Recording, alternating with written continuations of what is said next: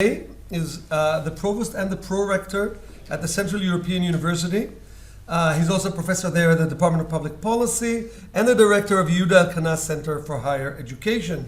He holds a PhD in sociology from the University of Bucharest, and he also served as a director general for international relations at the Romanian Ministry of Education. And there's a whole list of other things you've done, which I will mention one more, which is the program director of Médecins Sans Frontières with the Roma communities in Transylvania. Please. Okay, well, thank you very much. Thank you, Paul. We have been asked not to give a lecture, so I will at least stick to that. So I thought, as a disciplined soldier, I will rather share some thoughts about information and communication technology, knowledge, teaching and learning, but also keeping curriculum in mind, which is a little bit the overall topic of our event.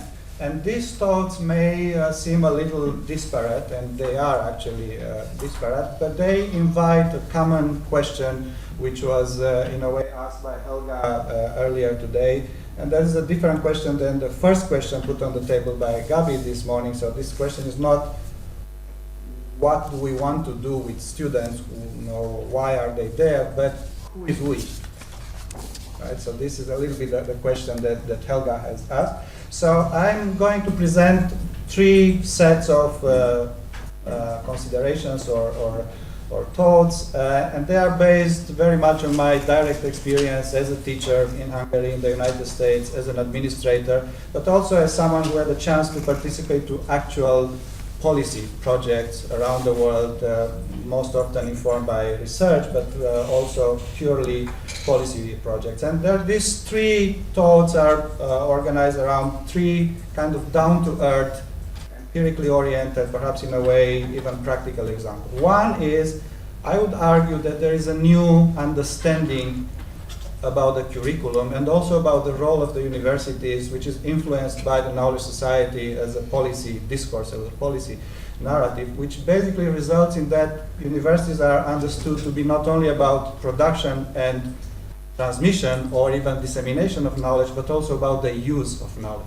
And this takes us into discussions, some of which started here, about the separation between practical and theoretical, professional, and so on. So this is the one example, a new understanding of curriculum. The other one is about the fact that we very often tend to talk about information and communication technologies as tools, instruments, something that requires perhaps new methods, methodologies, even epistemologies, but it is important to keep in mind that they are also generating new ontologies, I would say, new realities that need to be studied, researched, and by themselves. So, IT related aspects are part of new ontologies in a surprising way, perhaps. This might sound trivial, but it's not trivial. And lastly, I will discuss the fact that there are new professions, specializations within universities and higher education institutions that change the way in which curriculum is designed and delivered. And this is influenced by information and communication technology, but not in the way that was described here, which is true, in a different way by the emergence of new professions, and that alters a little bit the equation with regard to who is we. Who are the people who teach, who do research, who design, who deliver the curriculum. So the first thought was about this new attitude to curriculum, and I was thinking about this when I read the introductory note to the paper, or whatever it is, the leaflet of our conference, a very powerful quote from Cardinal Newman saying that universities remain fundamentally about production of knowledge, transmission of knowledge, or traditions of knowledge, and education of citizens. But I would argue there's more than that right now, and that has to do with the expectation that universities should participate directly through their faculty and students in many cases to the use of knowledge. And that can be reflected in patents, for example, products. So it is not only learning to do things, but actually building new products as part, for example, as part of the university work and as part of the curriculum. So, we can discuss how this has happened. And one very short line would be to say that the knowledge society discourse is basically not about knowledge. It is about the use of knowledge for economic competitiveness and for creating jobs. And this has been mentioned here today. If you remember the core of the EU's overarching strategy between 2000 and 2010, the Lisbon strategy, the objective was to build a knowledge society in Europe. Why? So that to make Europe the most competitive economy in the world with 100% employment. That was the goal in 2000, whether it was achieved by 2010. And how? By building a knowledge society. There was even no talk about universities there at the beginning. It came later. But we won't have time to discuss about it.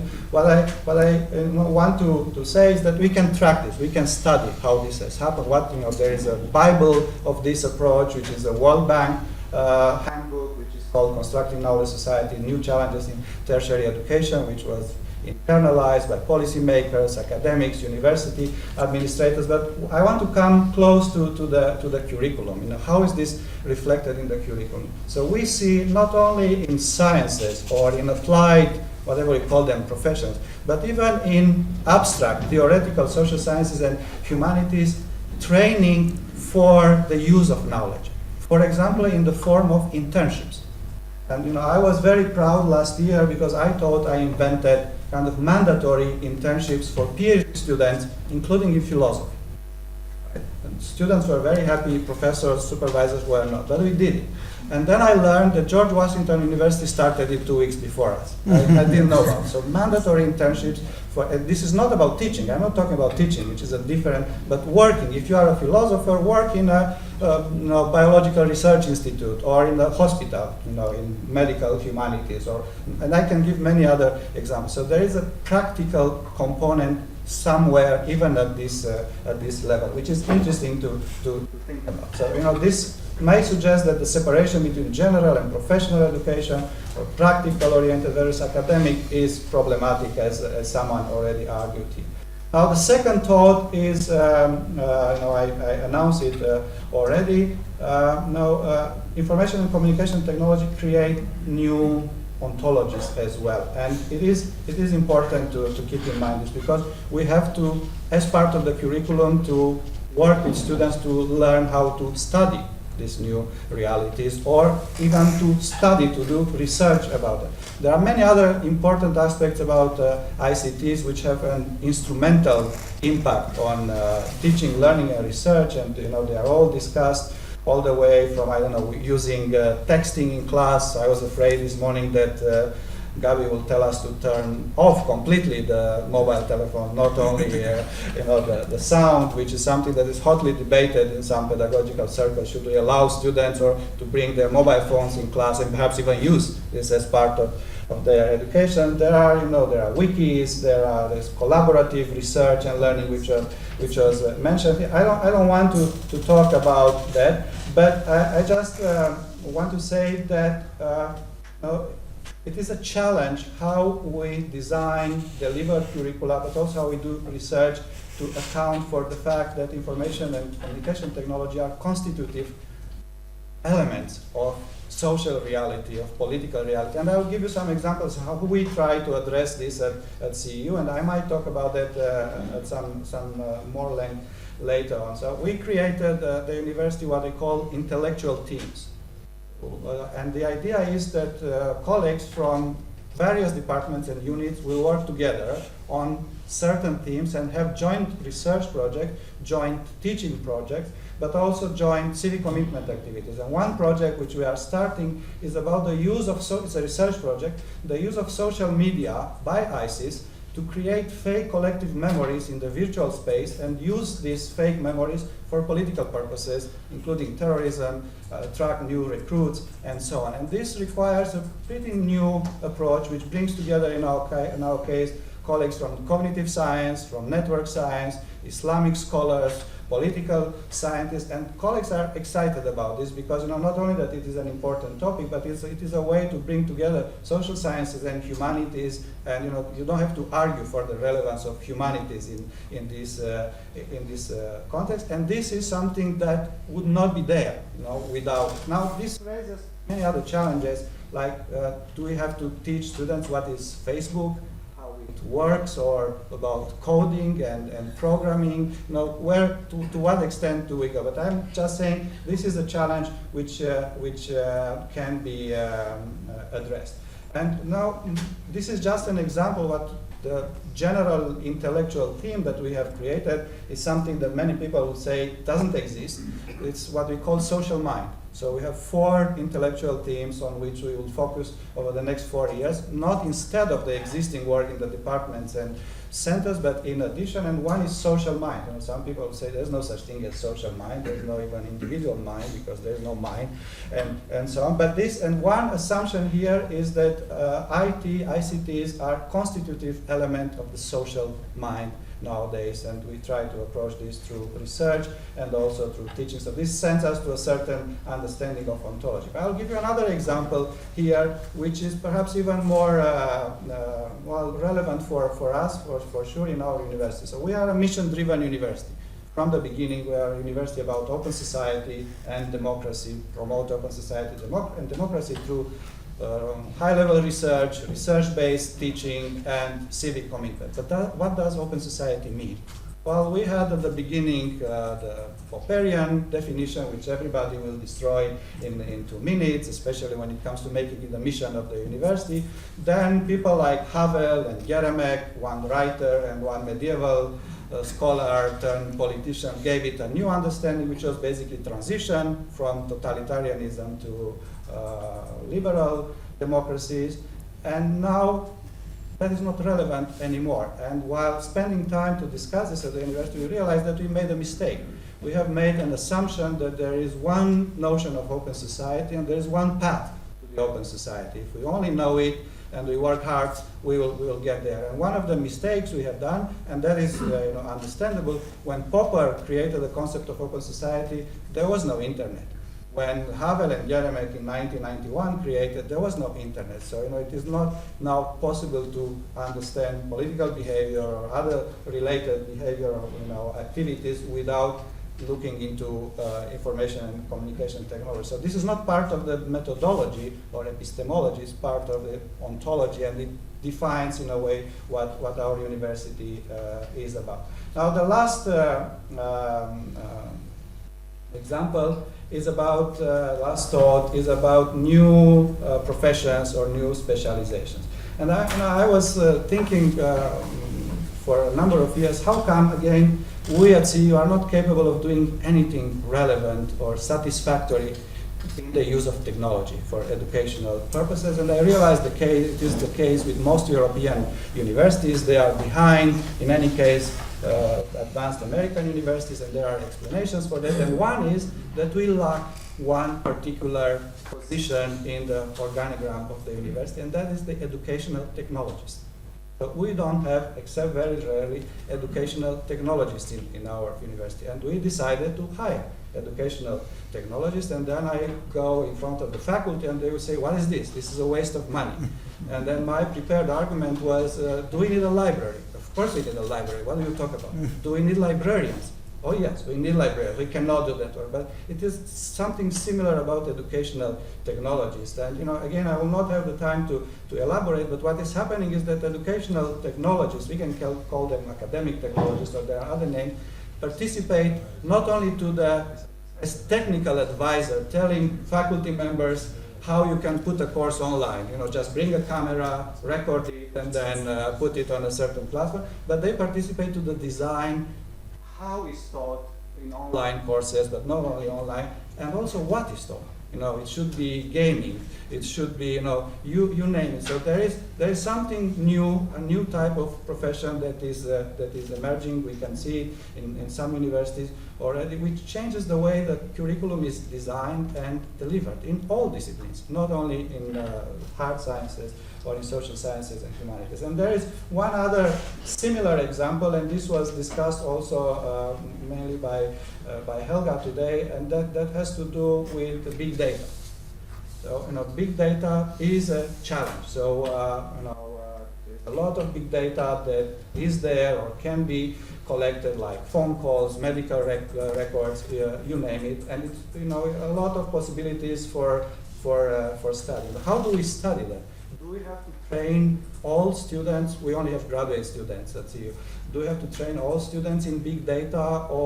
So what we have done was to hire, for the first time, a data scientist, and to create a center, which is like a service center for the rest of the university, doing research, but participating in research with others and helping others and teaching us, so giving students and other faculty members the possibility to learn about big data, all the way from technical aspects to philosophical aspects. And what we have done furthermore was so our approach was that just data, it looks a little discomforting. Why don't we make this a little bit more structured and as part of the Center for Network Science? So we have established a Center for Network Science, and probably the first PhD in Europe in network science, which is, on the one hand, a particular approach to big data, which already has something accumulated over the years in terms of methods, theories, instruments, but it's also something that other colleagues can work with. So network science approach is now offered as a tool to all these groups that I mentioned before, the four intellectual teams. So this is a very specific institutional approach at CU. Now, in order to have data scientists and the network science, we needed mathematics. And we are a university exclusively, almost, about social sciences and humanity. But we have mathematics, a very weird department of mathematics and applications of mathematics, which was created 10, 12 years ago by a strange man named Yehuda Elkanah at this university. So, we can discuss about other professions like those who work in Center for Teaching and Learning, but that's, also something that will take some time. So, just to move to the conclusion and the overall question, so this issue of new information technologies, how it impact on knowledge, production, transmission, teaching and learning is multidimensional and multi-layered, not only when it comes to whose responsibility is to think through this issue in its many aspects, but also when it comes to preparing and putting in practice answers. So, it has the challenges on many levels and should be addressed on many levels, and we should not ignore that. And let me just make more clear what I have in mind. There is an important role for the university administration, because they are the ones who are in charge of institutional resources, infrastructure, which is a must, and resources, not only money, but also staff or assessment, academic support staff, like I mentioned, educational technology, but also policymakers, which, depending on the particular national or system context, may have a bigger or a smaller role. And I'll give you an example here. We have still in Europe this big Bologna project, the European higher education area. We can say many things about it, but not that it didn't have an impact. It had an impact. So what is remarkable about Bologna is that for now 16 years, there's no talk about information and communication technology. So that is something that tried to change the face of higher education in Europe without talking until today, basically, about information and communication. So you can imagine the consequences to the lack of this involvement of ICT. And finally, we have faculty members and scholars who obviously have their role and responsibilities in. So I think I'll stop here, and perhaps during the discussion I will say something that I wasn't planning to say, but I was inspired or even challenged by Jürgen this morning, how to think about Yehuda's idea. And my particular contribution could be what happens when someone puts in practice his idea, as a matter of fact. What do we learn, rather than just trying to see theoretically what would happen if those ideas would be put in. Thank you very much.